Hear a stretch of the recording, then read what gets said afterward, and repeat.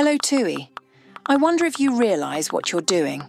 Year after year, more and more people flood popular destinations.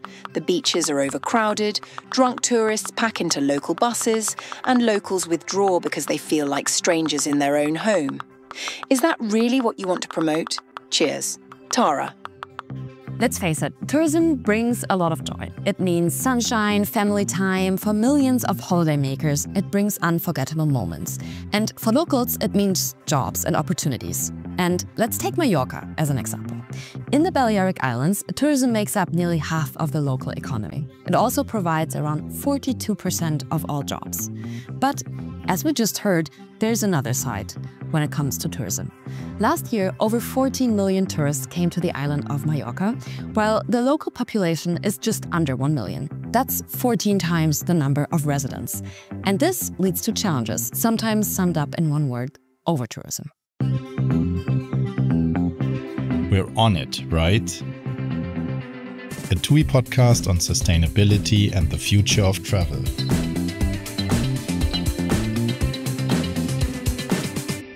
It's Rebecca. I work for TUI, and in this episode of the TUI podcast, we're on it, right? We want to take a closer look at overtourism. And I want to find out what those issues are, how TUI might be contributing to them, and how we are not contributing to them, and also, most importantly, what we're doing to help solve them. And to find this out, I'm meeting my colleague Alexander Panczuk. He's responsible for government relations strategy at TUI. In my term, he's a Chief Holiday Destination Officer. Can I call you that? Oh, wow, I've never heard that. But it's a nice title, so I take it. Holiday Destination. Holiday Destination Officer Alex is sitting in front of me. Hi, thanks for taking the time. Hi, Rebecca. So we're not where it's sunny. We are in Berlin office where we're both based. It's very rainy outside. Rainy Berlin, yeah. And I wish I would be somewhere else like Mallorca. As a destination officer or holiday destination officer, where would you like to be right now? I just came back from Mallorca yesterday, actually, because we met like our Mallorca and Balearics partners. Was it also crowded in Mallorca? It's crowded. Obviously, it's high season. It's July now, right? But what you really see is that it's less crowded than in the last year. Last year was like a record year. The 14 million people, yeah. And just in a couple of years, like Mallorca has grown enormously. So there is an issue, and I think it's important to like talk to people, to local politicians, to local society, and to really try to understand what the issue is. Because if there are protests, there must be something that keeps people worried. Before we dive into how it's like a political term, how everybody is like contributing to it or not, what is overtourism? That's a good question. That's a really good question. I ask good questions. Absolutely. And I don't have the right answer because, I mean, depending on who you ask, it's the definition will be very different. And also when you look into like the overtourism protests, it's a wild mix, It's like people protesting against housing, obviously, is a big problem. From my perspective, in that whole over-tourism debate, like housing is really the key element, right? Then you have traffic. Then you have also things like noise caused by planes. I think there are like various elements in it, but the main one will, I think, be like cost of living. Cost of living in terms of housing, right? So I'm kind of new at TUI. I started here last year, and working in TUI also kind of changed my way of, or my way to perceive holidays. And I used to think if I rent a place from a person who lives there, like a whole apartment, I benefit more to the local economy than staying in an international hotel chain. But now you're kind of telling me that's not true. Yes, because obviously if you stay in a hotel, then you have like a lot of you support local employment. Right? I mean, there are people working in your hotel, like making your room, cooking, like doing your breakfast.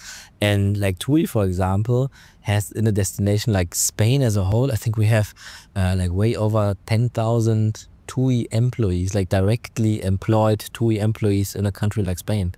And they are like obviously mainly working in hospitality, also like in other jobs, especially when it comes like to activities and excursions. So we have IT colleagues there, we have digital marketing colleagues, etc. But a big part obviously also works in hotels. And that's just direct. So everything, like if you come in, if the hotel then has a firm that does something. Absolutely. That like those 10,000 for Spain are direct TUI employees. So they are like on TUI payroll.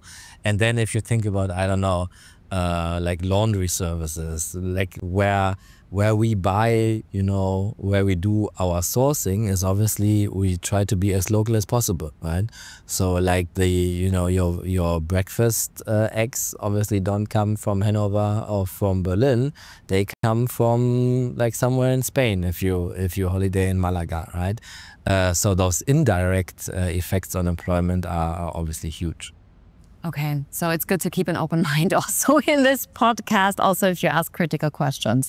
Absolutely. And like, I mean, even like from my very own personal experience, you know, a lot of people obviously like think that, you know, traveling individually, you know, is maybe more fun for some. And, you know, maybe a lot of people, or for sure, a lot of people think that that's like the more sustainable way of traveling, you know, with your backpack. But obviously then you use local transportation that was meant for locals, not for tourists. You use like local housing that was not meant for tourists, but for local people. So although you might feel a bit better, you know, and think that you travel in a very responsible way, I would argue that you cause a lot of problems for local people because you are taking like resources away from them.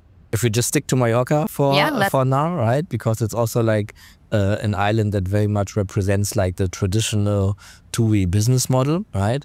So if you look into where we have our hotels, then it's obviously like in coastal areas that are built around tourism, right? So TUI is not operating hotels in the old town of Palma, but in Playa de Palma. So I don't really see like an over-tourism conflict in those areas of the island, right? Where you see it obviously is in Palma, right? Where like the everyday life of Mallorcans is impacted by people who like stay in short-term rentals, for example, right? And then you often have the situation that like in one apartment building of, I don't know, 8 flats, like 2 or 3 of them are rented out in summer to short-term rental guests. And this is where you obviously have a massive conflict then. Right? Both obviously for tourists that, you know, expect something very different from, you know, their holiday experience, than, you know, being quiet at 9 o'clock in the evening and going to bed, right? Because like neighbors need to sleep, obviously. So there's like, even like cost of living aside, there is like a very obvious conflict that you obviously behave different on holidays than you do like when you need to get up for work at 6 o'clock next morning. Makes sense. And in our hotels, which are further away, you can party. Absolutely. And nobody is annoyed by that. Yeah, maybe other guests are annoyed by it, but even there, I would say they're a bit more relaxed when they, you know, can sleep in the next morning. So yeah, our business model, I think, is obviously built around hotels. Hotels are highly regulated. You know, you cannot build like a hotel in a residential area. It's like completely in, you know, the hands of the local government. I mean, they can and they need to decide where they want to have tourism, where they want to have hotels. Right? Okay. The decision on what type of tourism a destination wants and how much tourism a destination wants, this is a decision that needs to be made locally. Right? If the Balearics say we need to bring our numbers down for whatever reasons, then this is their decision, and we obviously as a tourism business need to follow that, and we are like happy to do so. The good thing is that our business model is like a very controlled one, right? So we know exactly how many ships will be in port. I could tell you like for next year already now, like exactly the date, you know, the time when it comes into port, when it leaves the port. And the same for our flights, and the same also obviously for our like hotel beds that we sell, right? So like we operate in a very controlled and like foreseeable environment. And obviously if you know decide to travel to the Balearics on your own and you stay like in a short-term rental and you have like your individual transportation, you have a rental car, then there is obviously like no control and no chance for anybody on the island to know what you will be doing at what time, you know, so it's not really plannable. So as a chief holiday destination officer, you want to talk to the people on the ground and the governments to be able to make sure everyone is happy with the people who go there. Exactly, and like it's the local people and the local governments who need to decide, you know, how many visitors should be on the island, how many hotel beds there should be, how many cruise ships are supposed to be in port. So that's obviously all stuff that needs to be decided locally. And I guess that's a lot easier with our kind of travel and a lot more difficult with individual people. Absolutely, absolutely. And if we look a little bit like broader than just Mallorca, because now we talked about it because it's like the favorite holiday destination. What does tourism mean for like the rest of the world? There are like protests in very few areas, but people like, I think like isn't France the most visited country in the world? And I haven't really seen any over-tourism protests there. Yeah, that's a good point. I mean, when you look into like the impact of tourism in general, then obviously like what most destinations or countries in the world suffer from is under-tourism, right? Like in a lot of countries that don't have industry, that don't have natural resources, you see that tourism is one of the very few industries where they have potential for growth, right? That's why also the United Nations identified like tourism as one industry for least developed countries where it's worse for them investing in. And there were just a couple of countries that ever managed to like graduate from the list of least developed countries like to the next development stage as per United. So got mature kind of. Yeah, exactly, to have like a higher like GDP per inhabitant. And if you, I think it's like 4 or 5, and if you look at them, like all of them have a strong tourism sector. So there is Botswana, for example, on it. There is Cambodia on it that is now graduating to that list. And there is also Cape Verde on it. And what we've seen in like many African countries is that, you know, in the pandemic, when, you know, there were no visitors in national parks, for example, they had an enormous problem, not only because, you know, they were losing income from it, but also they were basically losing like the controlling function of tourism and the wider tourism network, right? So you saw that, you know, people were going into national parks, started, you know, hunting there. Yeah, there was more poaching. Poaching, exactly. Yeah. So as I said, I mean, wealth transfer, jobs, education, social and environmental standards.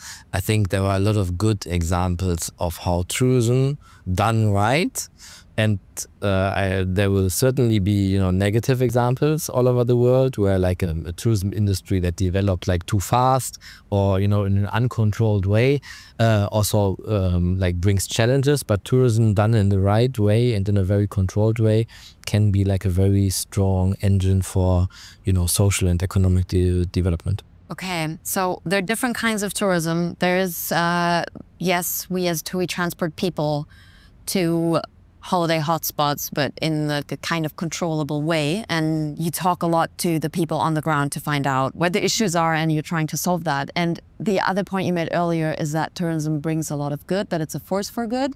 I'm always a little bit critical of this. We Europeans go to countries like Botswana and we protect their environment. But I do think it's a valid point, and I guess I would like to look at this topic on the ground. So I'm probably going to go to one of these places you described and see what good tourism is doing. Yeah.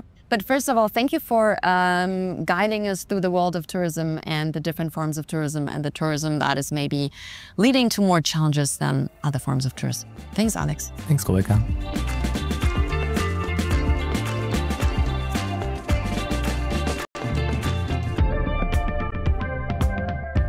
And here I am on the island of Sal, staying at the Rio Palace Santa Maria.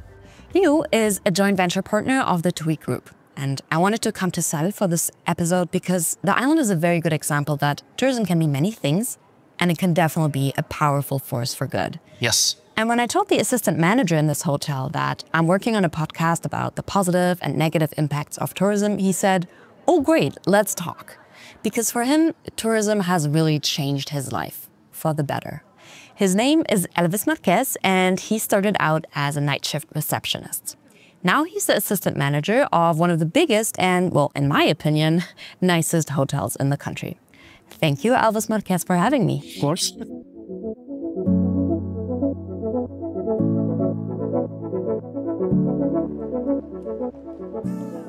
So we sit maybe to get our listeners to this wonderful place. I can see palm trees, blue sky. There's a stage. People are playing bingo over there. So it's a classic scene from a hotel. Is this your favorite place here, or do you have a favorite place in the hotel? The hotel, so how you say, the hotel is beautiful. So I am assistant manager in this hotel. So all the yes. All the place for me is a favorite place. It's one of the biggest, and in my opinion, nicest, but that's my personal opinion. But it's one of the biggest hotels, I think, in the country. Is the one of the biggest? No, the biggest hotel in the country. Oh, wow, yes. okay. We in 1,002 rooms, the maximum capacity for 2,267 guests when we are 100%. Okay, and you were the first Cape Verdean in an assistant manager position, like in that senior position. That's pretty cool. Yes, I am the first one, but not the only one. Okay. If we see,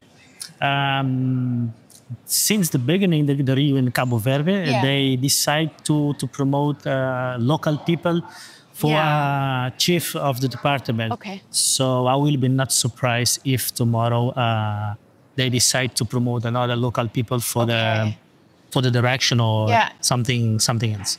Okay, so you're not the only one, and there are others, and there are like a lot of local hotels, because Rio is an international chain, and there are probably local hotels that have Cape Verdeans at the top level. But I feel like this is a different story because this is an international company. And you started about 20 years ago to work for Rio in the night shift. Yes. And that evolved over time. Mm-hmm. And 20 years ago, that's a long time ago. How did the islands... If I close my eyes, I will think 20 years ago was yesterday. Really? So. And how did the islands look like? So when I come to... I'm from São Nicolau, Okay, which is another island. I come, yes, my parents, they decide to come to Sal just to try to find a better life condition. Okay. And we was 6 kids, so they work a lot, né? Yeah. So the condition in São Nicolau to give us, for example, the education to send us to school was impossible because there's no job. You see? And they decided to come to Sal in 1996 when they start to build a hotel. One of the big at the 1966 was the biggest hotel. The Sal Island was totally virgin, I think. Okay, so no hotels.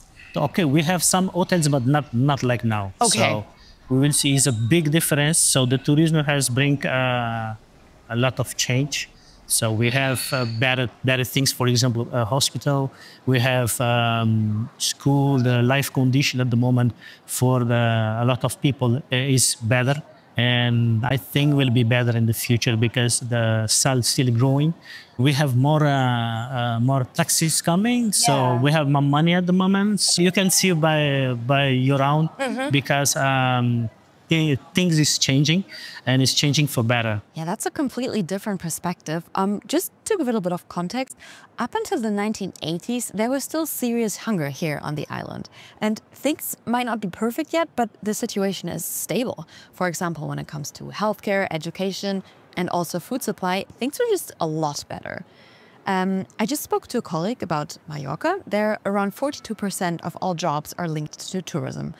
On Sal, I guess it's even more because there's hardly any agriculture and no natural resources. So tourism just plays a much bigger role in the economy. I'm wondering, how many people work at the Rio Palace Santa Maria? So Rio Palace Santa Maria, we have 730 employees here. Okay. Only here. And are most of these people coming from the islands, from Cape Verde? From islands, so we have also, if you see, we have people also come from the west of Africa, yes, Senegal. So Rio are open to get the different employers here. So Yeah. you have Cabo Verdeanos, Senegaleses, and from Africa also. Yeah. Yeah. Okay. And we have a lot of people that work with tourism to make excursion, tour guides, etc. So it depends totally 100% tourism. And tourism also had bring with try to develop the other sectors of the economy of the Cabo Verde. Now, in this particular case, Sal Island. Okay. And what about the housing? Like, because that's the one issue I hear mostly about when people say, okay, like there's a lot of tourists, we can't afford the houses anymore, like places anymore. So the people that work here, the staff, do they have like, is it easy to find an apartment for them? Can they pay that, or is that getting out of balance? So it's not easy, but we don't have this problem here in Cabo Verde. So, but our city hall and also with government of Cabo Verde, they have a program to build house and to give for the people who cannot build a house for themselves. Okay, so that's nice that you don't have the accommodation issue here.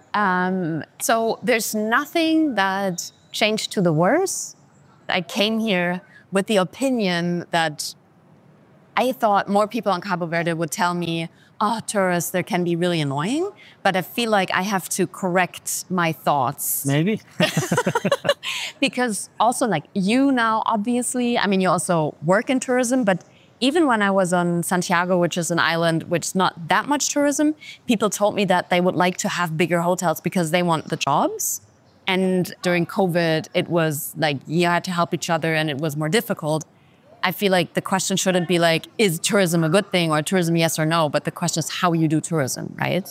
Okay, tourism have the good things and they have the bad things. Yeah. But so we have to get focused and to put away the bad things and work on the good things. So I think, on my opinion, we are not squaring about the over-tourism here because if we have to compare Cabo Verde, for example, to Canaria, we are talking about a destination with more than 10 million, if I'm not wrong, tourists per year. In Cabo Verde, we have 1.2. So it's nothing. And of course, so on my opinion, our leaders at the moment, they are working on it. In the future, for example, we will not have this kind of things here in Cabo Verde. So we are very far to have the over-tourism. Okay. And I think that our population, they don't need to be scared about the over-tourism, for example, in Cabo Verde. So probably this will not happen because we have Canaria as an example. Okay, so others have made the mistakes. My colleagues in Mallorca, she's seeing when mistakes were made in the past, but you don't have to repeat them. Of course, we are not doing the same mistake. That's a plan. That's a good plan. Thank you so much for your time, Elvis. Thank you too. I'm back in Berlin, and honestly, I feel like I learned a lot on this trip. The most impressive thing? All the young people I met on Sal, who were truly grateful to have a stable and steady job. But as my colleague Alex said in the beginning, yes, tourism can become a challenge when too many people visit the same place. One of the biggest issues, housing. And that's something we can actually do something about. For example, by choosing to stay in a hotel instead of booking a private apartment. You can help to ease the pressure on the local housing market. But let's go back to the message that we heard from one of our listeners. Hello, Tui. I wonder if you realise what you're doing. Year after year, more and more people flood popular destinations. The beaches are overcrowded, drunk tourists pack into local buses, and locals withdraw because they feel like strangers in their own home. Is that really what you want to promote? Cheers. Tara. Hey, Tara, that's a tricky thing. No, tourism is not the solution. We can see that on the Cape Verde Islands, where it brings a lot of opportunities. Around 1 in 10 jobs worldwide are in the tourism sector. And international tourists spend 5 times more money in emerging and developing countries than what those countries receive through official development assistance. 5 times. So the real question is, how do we travel? If you travel with TUI, you help create jobs and opportunities. But money can't buy us everything. So let's be respectful. We are guests. Cheers, Rebecca. We're on it, right? A TUI podcast on sustainability and the future of travel. If you have any questions or suggestions, feel free to write to rebecca@tui.com. If you want to learn more about sustainability at TUI, click on tuigroup.com/sustainability. This podcast is produced by Bosepark Productions. Host and editorial Rebecca Garrick, with support from Magnus Hüttenbehrend and Christian Rapp. A special thanks goes to the communications and the sustainability team of the TUI Group. Thank you for listening and see you in the next episode.